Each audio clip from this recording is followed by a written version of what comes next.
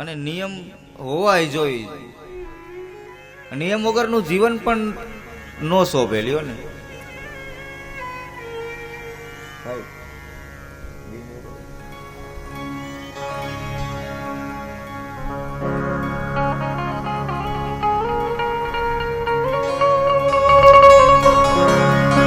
નિયમ છે એ જરૂરી છે જીવનની અંદર.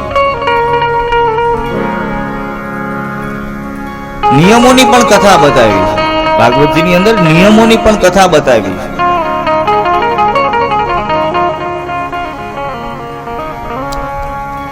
એક ગામડાની અંદર એક સરસ મજાની બાપા યાત્રા, આખા ગામે યાત્રા નક્કી કરી કે આપણે બધાએ હરિદ્વાર જવું.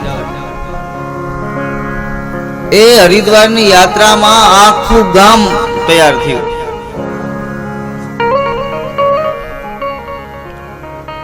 એક દુકાનવાળા શેઠ હતા ને, એ કે ભાઈ મારે નથી આવવું. ગામના સરપંચને બોલાવ્યા. સરપંચે આવીને કીધું છે શેઠને કે શેઠ આખું ગામ યાત્રામાં આવે છે, તમારે આવવું પડશે. અને આખું ગામ યાત્રામાં હશે તો તમે અહીંયા વેપાર કરશો કેમ? તમારી દુકાન હાલશે કેમ? આખું ગામ તો અમારી હારે છે, અહીંયા રહેવા કરતા અમારી હારે હાલો ને. શેઠે કીધું મારે આવવું નથી.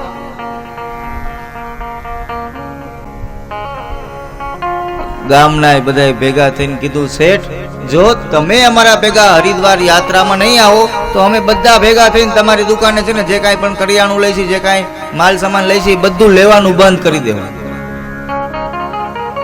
આવું જ પડશે તમારે. હવે આ શેઠે થોડીક વેપારી બુદ્ધિ હલાવી કે જો નહીં જાવ તો આ લોકો દુકાને આવતા બંધ થઈ જાય, એના કરતા હરિદ્વાર જઈ આવવું સારું. આખું ગામ હરિદ્વાર ગયું, શેઠને લઈ ગયા. ત્યાં જઈને સરસ મજાની કથા. 1 દિવસ 2 દિવસ 3 દિવસ એમ કરતા કરતા 7 દિવસ જેવા કથાના પૂરા થયા. બધા ગંગાજી એક સાથે ભેગા થયા, આખું ગામ, કે હાલો આપણે ગંગાજીનું દર્શન કરી આવે અને આવતીકાલે પાછું આપણે આપણા ગામ જવાનું છે. તો જેવા ગંગાજીએ ગયા, ગામના બધાએ કાંઈક કાંઈક નિયમ લીધા. ગંગાજીના કિનારે જઈ અને નિયમ લેવાય જોઈ. કોઈ એમ કીધું કે આજથી હું જ્યારે જ્યારે પાણી પીશ ને ત્યારે જય શ્રી કૃષ્ણ બોલીને પછી પાણી પીશ. કોઈ એમ કીધું કે હું જ્યારે જ્યારે વહેલી સવારે ઉઠીશ ને એટલે પહેલું નામ કૃષ્ણનું લઈશ. કોઈ એમ કીધું માં ગંગાની સામે ઊભા રહી અને માં ગંગાનું દિવ્ય દર્શન કરી.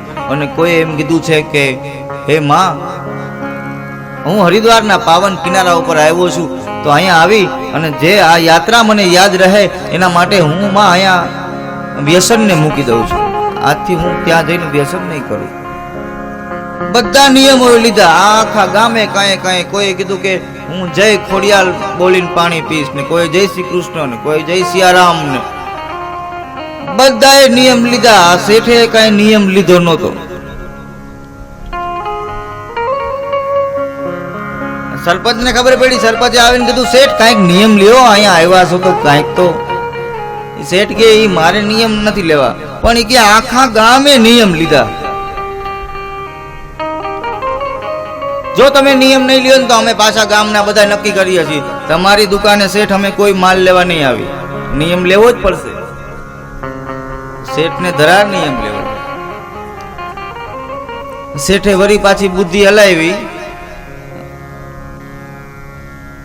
કે ભલે હું નિયમ લઉં છું, માં ગંગાના સાનિધ્યમાં આવ્યા છે ને, તો હું એક એવો નિયમ લઉં છું કે જ્યાં સુધી હું જીવીશ ને ત્યાં સુધી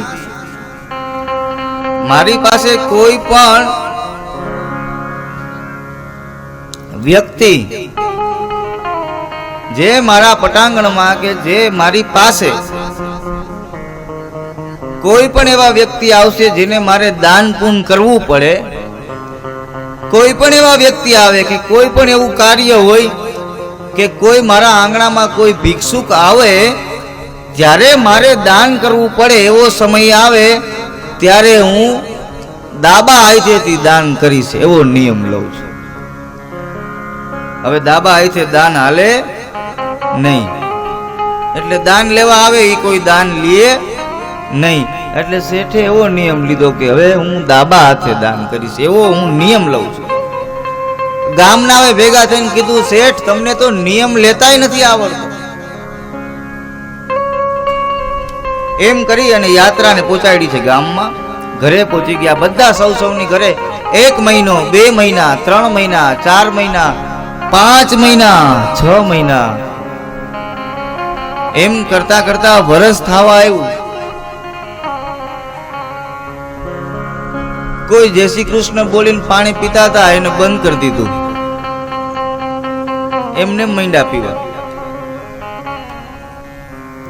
કોઈ રાધે કૃષ્ણ બોલીને દૂધ પીતા હતા એ એમને માંડ્યા પીવા. જેને જેને વ્યસન મૂક્યા હતા એ બધાએ ચાલુ કરી દીધા પાછળ. મને કે સમજાતું નથી, વ્યસન મૂકે ને એ પાછા ચાલુ કરે ત્યારે વાતું ડોક્ટર જેવી કરતા હોય. આપણે એમ લાગે એ કેમ ડોક્ટર હોય. આપણે એને પૂછ્યું કે કેમ ચાલુ કરી દીધું, એમ કે ગેસની તકલીફ થાય એટલે આપણે પાછું લેવું પડતું. વાહ વાહ, હા, એવું ઘણી બધી જગ્યાએ સાંભળવા મળે.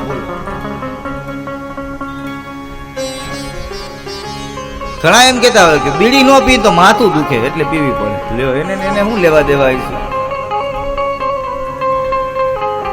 એટલે બધાયના નિયમ માંડ્યા તૂટવા, પણ ઓલા શેઠ નો નિયમ એમને હાલે. આંગણામાં કોઈ આવે, અલખ નિરંજન, એટલે શેઠ પરબારા હોની નોટ કાઢે. એને ખબર છે ક્યાં કોઈ લેવાના છે. ડાબા હાથ લઈને 100 રૂપિયા લઈને પેલો આંગણે આવ્યો, એમ કે ભાઈ આ ડાબો હાથ છે. તો કે મારે નિયમ છે, ગામનાઓને પૂછો, તમારે જોતું હોય તો લ્યો દાન. ઓલા કે નથી જોતું તો જાઓ. વરી કોઈ આવે અલખ નિરંજન, એટલે 500 ની કાઢે, 1000 ની કાઢે, 2000 ની, ડાબા હાથે મુઠ્ઠી ભરીને આપે કે લ્યો. આંગણે આવ્યા હોય એને સમજાવે કે ભાઈ ડાબા હાથે દાન ન દેવાનું હોય, દાન આપવું હોય તો જમણા હાથે આપો. શેઠ કે ગામનાઓને પૂછો, મારે નિયમ છે. બધાએ નિયમ તોડી નાખ્યો, પણ મારે નિયમ નથી તોડવો. અને શેઠ ને આનંદ આવે કે આ હારું, કોઈ લે જ નહીં આપણી પાસે કઈ દક્ષિણા. એમ કરતા કરતા 5 વર્ષ, 7 વર્ષ, 10 વર્ષ, 11 વર્ષ અને 12મું વર્ષ બેઠું છે, પણ શેઠ નો નિયમ એમને માલે. જેવું 12મું વર્ષ બેઠું અને અખિલ બ્રહ્માંડના નાથને વિચાર આવ્યો કે ભલે ગમે એવો નિયમ લીધો પણ નિયમનું પાલન કરે છે, એટલે હવે મારે જાવું પડશે. ભલે એને ગમે એવો નિયમ લીધો પણ એ હજી નિયમનું પાલન કરે છે અને ગંગાના સાનિધ્ય ઉપર લીધો છે, એટલે મારે જાવું પડશે. દેવાધિદેવ મહાદેવ સાધુનું રૂપ લઈ, જોગીનું રૂપ લઈ અને આ શેઠની દુકાને આવે છે. અલખ નિરંજન આવી રીતે આવી અને નાદ લગાડે છે. શેઠે જોયું કે કોઈ પધાર્યા છે જોગી, તો જે કાંઈ પણ વ્યવસ્થા હોય. હવે શેઠે આવીને ડાબા હાથમાં થોડુંક ધન લીધું છે. ધન લઈને જેવા ડાબા હાથથી આ જોગીને કે લ્યો આ દાન. પેલા જોગીએ કીધું કે તમારો ડાબો હાથ છે, દાન આપવું હોય તો જમણા હાથેથી આપો. શેઠ કે મારે નિયમ છે, જમણા હાથેથી હું દાન ન આપી શકું. જો તમને ભરોસો ન હોય ને તો ગામના ગમે ને પૂછો કે શેઠ ને નિયમ છે કે નથી. પેલો જોગી હતો એને કીધું કે લે તો આપણે બે સરખા. મારે એક નિયમ છે, જમણા હાથે જ દાન લેવાનું, એક જ જગ્યાએ જવાનું, બીજી જગ્યાએ જવાનું નહીં, અને ત્યાંથી દાન લઈને આવવાનું, એમને આવવાનું નહીં. હવે કરશું હું? તારે એવો નિયમ છે ડાબા હાથેથી દાન દેવાનું, મારે એવો નિયમ છે એક જગ્યાએ જવાનું, બીજી જગ્યાએ નહીં, અને એક જગ્યાએ દાન લઈને આવવાનું, એમને એમ નહીં. એટલે તું મને ભલે આટલું બધું ધન નથી જોતું, મને ખાલી હવા રૂપિયો આપી દે, પણ જમણા હાથેથી આય. શેઠ કે પણ મારે નિયમ છે, હું નિયમને નહીં તોડું. જોગી કે મારે નિયમ છે. એમ કરતા કરતા 1 કલાક, 2 કલાક, 5 કલાક, 8 કલાકનો સમય વીતે. એ કરિયાણાની દુકાનની અંદર જે બાળક કામ કરતો હતો એ બાળકે શેઠને કીધું કે શેઠ, આ જોગી છે ને એવું લાગતું નથી કે દાન લીધા વગર જાય. જમણા હાથેથી હાથ લાંબો કરીને આપી દો ને જે કાંઈ આપવાનું હોય. અહીંયા ક્યાં જાજા બધા માણસો છે. શેઠે કીધું બેટા, નિયમ છે ને એ તોડવો નથી આપણે. હમણાં રાત પડશે ને એટલે આ જોગી નીકળી જાય. રાત પડી.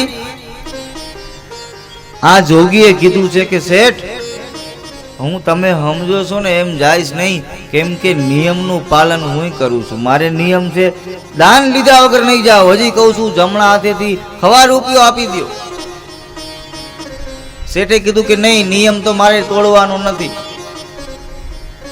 શેઠે કીધું કે જો તું મને જમણા હાથેથી દાન નહીં આપને તો હું આ તારા દુકાનના બારણાની બહાર અન્ન પાણી કાંઈ નહીં લઉં. જ્યાં સુધી જીવ નહીં જાય ને ત્યાં સુધી આયા ને આયા બેસ, પણ તારે જમણા હાથેથી દાન આપવું પડશે. શેઠે દુકાન બંધ કરી દીધી, ઘરે વયા ગયા.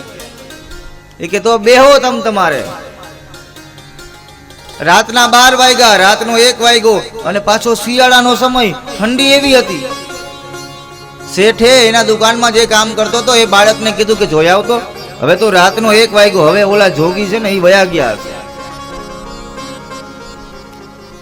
તો એ બાળકે જેવા શેઠના મકાનના બારણા ખોલ્યા, ત્યાં તો જોગી ધૂણી ધખાવીને બેઠા હતા. બાળકે કીધું કે એ જોગી જાય એવું લાગતું નથી. હવે તમે ને હું 2 જણાને જ ખબર છે. હવે શેઠ અહીંયા ક્યાં કોઈ ગામના છે, એક લાંબો હાથ કરીને રૂપિયો આપી દો ને જમણા હાથેથી. અને હું કોઈને ક્યાં કહેવાનો છું? સવારમાં કોઈને ગામનાને આપણે ક્યાં વાત કરવી છે? આ જાતા નથી. મને એવું લાગે છે આમ ને આમ ક્યાંક આનો પ્રાણ વયો જાય અને નામ તમારું આવશે. શેઠે કીધું કે હવે નિયમ નથી તોડવો, નિયમ નથી તોડવો. રાતના 2 વાગ્યા, 2:30 વાગ્યા. એ બાળકે કીધું કે 2:30 વાગ્યાનો સમય છે, હજી આ જોગી તાપણું કરીને બેઠા છે. શેઠે કીધું એક કામ કર, એ જોગી પાસે જા અને એને કહેતો આવ કે હવે શેઠે એક કામ કરીને એમ કહી દેજે કે શેઠને છાતીમાં દુખતા દુખતા અચાનક શું થયું ને કાંઈ ખબર ન પડી. એ છેલ્લા શબ્દો એવા બોલતા ગયા કે હવે કેવા દાન, હવે કેવા પૂન, હું તો રહેતો નથી. અને ભગવાનનું ભજન કરતા કરતા શેઠનો પ્રાણ નીકળી ગયો. દાન આપવા આવતા હતા પણ એમ કીધું કે હવે કેમ દાન દઉં તમને, એમ કરીને હે રામ એમ કરીને શેઠ ખબર નહીં સોધામ ગમન થઈ ગયા છે. બાળકે આવીને જોગીને કીધું કે બાપજી પ્રણામ.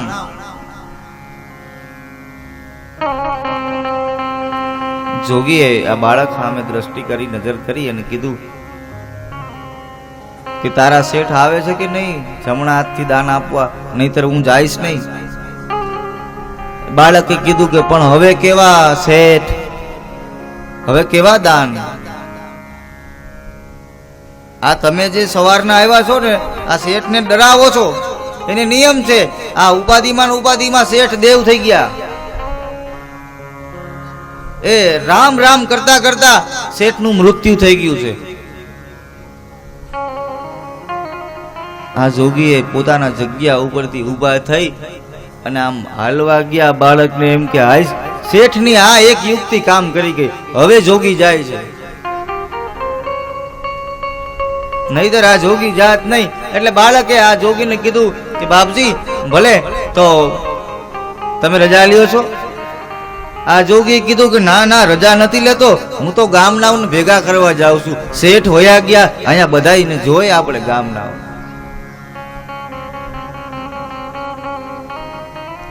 આ જોગીએ તો આખું ગામ ભેગું કર્યું કે હાલો શેઠ વયા ગયા, શેઠ વયા ગયા.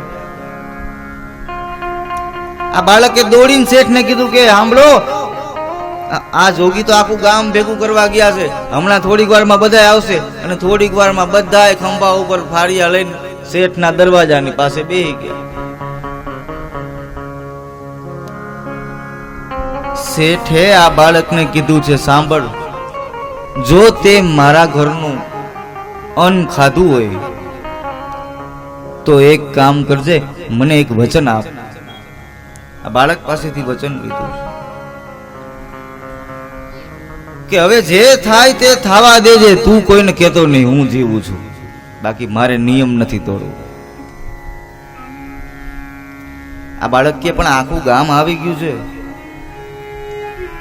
આ ગામના 2-5 જણા તો સ્મશાન યાત્રાની તૈયારી કરવા નીકળી ગયા છે, હમણાં થોડી વારમાં તો આવશે, તમને બધા 4 જણા ઉપાડીને લઈ જાય, અગ્નિ સંસ્કાર કરવાની તૈયારી બધી થઈ ગઈ છે. અને ઓલા જે જોગી આવ્યા છે ને, એ જોગી એમાં જ છે. હું જોગીને બોલાવતા આવું, તમે હમણાં હાથેથી દાન આપો, નકર હમણાં થોડી વારમાં તો તમને સ્મશાને લઈ જાય. શેઠે કીધું ભલે સ્મશાને લઈ જાય, બાકી મારે નિયમ નથી તોડવું. ગામ આખું આવીને શેઠને 4 જણા ઉપાડીને લઈ જાય છે. હે રામ, હે રામ, હે રામ. સ્મશાન યાત્રા લઈ ગયા, અગ્નિ સંસ્કારની તૈયારી કરી, લાકડા ગોઠવી દીધા. અને પેલા આપણે થોડી પરંપરા હતી કે કુટુંબના વ્યક્તિ કે કોઈ નજીકના વ્યક્તિ હોય ને, એ એક એક છાણું લઈને જતા અને ત્યાં મૂકતા.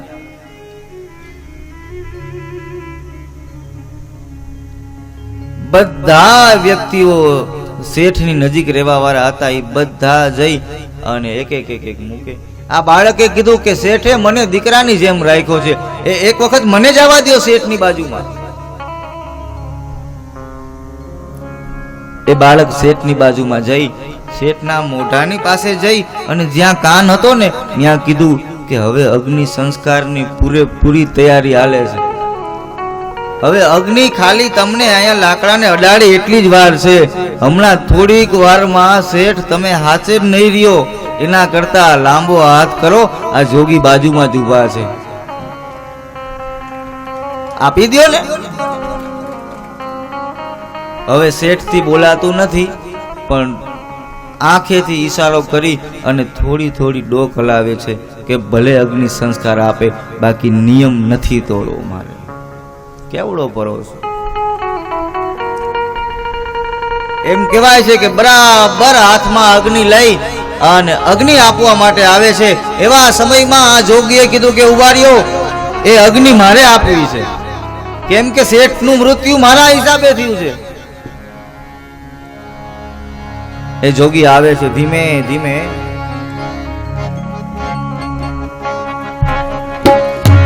શેઠની નજીક આવે છે, હાથમાં એમ કહેવાય છે કે મસાલ.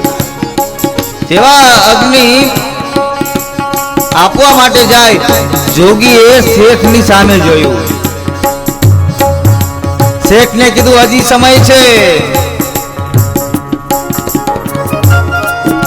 જો કોઈ વ્યક્તિત્વ આપણા જીવનમાં આવું સદગુરુ રૂપે મળે અને આપણે નિયમોના પાલન કરીએ.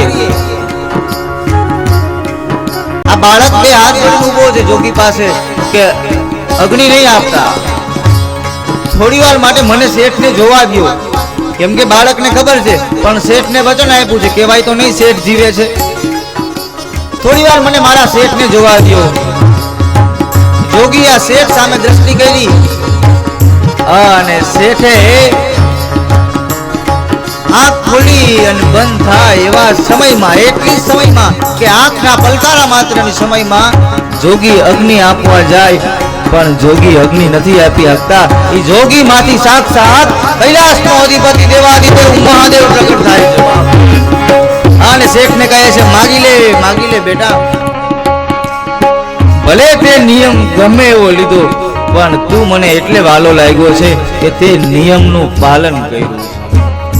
એટલે નિયમ પાલન કરવા અને નિયમથી જો આ જીવન હાલે તો એ કથા શ્રવણ કરવાનો અનેરો આનંદ આવે છે. અને જેમ મહાદેવ જોગીનું રૂપ લઈને આવ્યા ને, એવી રીતે તમારી પાસે ક્યારે કોઈ બાળક કે ક્યારે કોઈ જીવ ક્ષણ માત્રામાં અખિલ બ્રહ્માંડનો નાથ જેની આપણે ભક્તિ કરીએ છીએ એવા ઠાકર, એવો દ્વારિકાનો અધિપતિ દ્વારિકાધીશ ભગવાન કૃષ્ણ પરમાત્મા ત્યારે તમારી પાસે કયું સ્વરૂપ લઈને આવે ને એનું નક્કી ન કહેવાય બાપ. એટલે કહું છું કે આમાં ક્યારે કોણ પધારે, પણ નિયમનું પાલન જરૂરી છે જીવનમાં.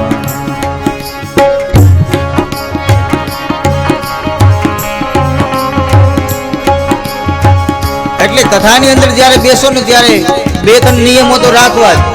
એક તો શક્ય હોય ત્યાં સુધી મૌન રહીને કથા શ્રવણ કરવી. આજુબાજુમાં કોઈ બોલતા હોય તો એને તરત ના પાડી દેવી કે ભાઈ વાતું નહીં કરતા. એ મોટા મોટા પુણ્ય મળે કથા સાંભળવામાં. જો કોઈ વાતો કરતા હોય, એક તો કરવી જ ન જોઈએ વાતો, પણ જો છતાં કોઈ કરતા હોય તો એના બાજુવાળા એને કહેવું કે વાતો નહીં કરતા, અમને તો કથા સાંભળવા દો. ધ્યાનથી કથાની અંદર ધ્યાન લગાડી, ભક્તિ લગાડી અને કથા શ્રવણ કરવી. શક્ય હોય ત્યાં સુધી મૌન રહેવું. કેમ કે આ આપણી જીભ છે ને, જીભ, એ જીભ એટલા બધા વેર લગાડી દે. બોલવાનું હોય ત્યાં બોલવાનું, પણ જ્યાં મૌન રહેવામાં મજા છે ને ત્યાં હું તો કઉ છું બોલાય જ નહીં. કેમ કે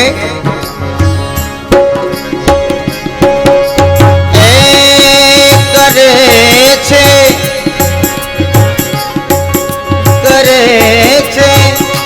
વેદ જીભ જા મજા છે મૌન રેવામાં. કહે છે જીભ મજા છે મૌન રેવામાં. કરે છે વેદ જીભ જા મજા છે મૌન રેવામાં. કહે છે વેદ જીભ જા મજા છે મૌન રેવામાં. અને જો મૌન રહી અને શ્રવણ કરીએ, ઘણા એમ કે નો બોલવામાં 9 ગુણ, અને ઘણા એમ કે બાપુ બોલે એના બોર વેચાય. પણ એનો સમય જોવો જોઈએ. અત્યારે તમારા માટે નો બોલે એમાં 9 ગુણ લાગુ પડે, તમારે મૌન રહેવું પડે. અને મારા માટે બોલે એના બોલ રહ્યો. હું તમારી જેમ મૌન બેહું તો બપોરના 12 વાગ્યા સુધી. પણ કહેવાનો ભાવાર્થ આપણે સવારે કથા શરૂ કરી ત્યારે જ કીધું કે બોલો બોલો તો કૃષ્ણ તત્વ બોલો, બોલો તો ભગવાનનું નામ બોલો, ભગવાનનું કીર્તન કરો, ભગવાનનું ભજન બોલો. અને અહીંયા બેઠા બેઠા તમે એવા પટાંગણમાં બેઠા છો, જો હૃદયપૂર્વક તમારા મુખમાંથી ઓમ નમો ભગવતે વાસુદેવાયનું રટન થઈ જાય અને ધીમે ધીમે આ કથા મંડપમાં બેઠા બેઠા દ્વારિકાના નાથની સામે દર્શન કરી એવું ભગવાનનું સ્મરણ કરી અને જો 1-2 શબ્દો તમારા દ્વારિકાના નાથ સુધી સંભળાઈ જાય બાપ, તો આ પાવનકારીની કથાની પટાંગણની અંદર આપણે કેટલા બાપા એની એવડી કૃપા અને આવું દિવ્ય આયોજન જેમાં ત્રિવેણી સંગમ ભેગો થયો હોય, એમાં તમે હું મળ્યા હોય અને મળ્યા એનું નિમિત્ત પરિબ્રહ્મ પરમાત્મા કૃષ્ણ તત્વ હોય.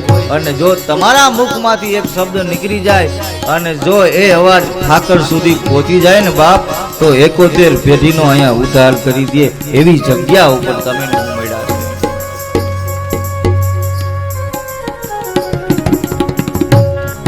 એટલે વાત કરીએ તો કૃષ્ણની કરવી, સાંભળીએ તો કૃષ્ણ તત્વની સાંભળીએ બાપ. અને જ્યારે જ્યારે કીર્તન ભજન આવે અને આપણે બધા તાળી વગાડીએ તો એ કાં તો રામની હોવી જોઈએ ને કાં તો શ્યામની હોવી.